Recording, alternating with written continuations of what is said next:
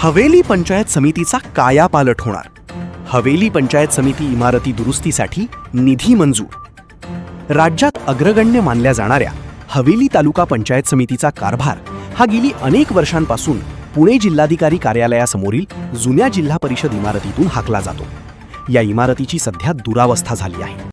येथील सभागृह व विविध विभाग हे दुरुस्तीस आल्याने पदाधिकारी, कर्मचारी व अभ्यागतांना याचा त्रास सहन करावा लागतो आहे.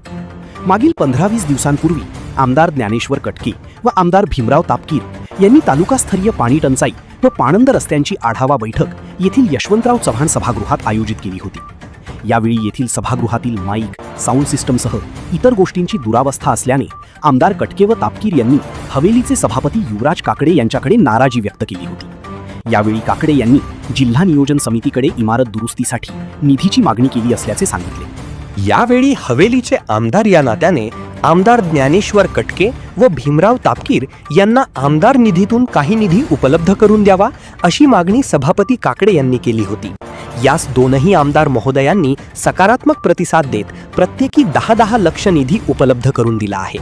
यामुळे हवेली पंचायत समितीची इमारत दुरुस्त होऊन पदाधिकारी, कर्मचारी व अभ्यागतांना दिलासा मिळणार आहे.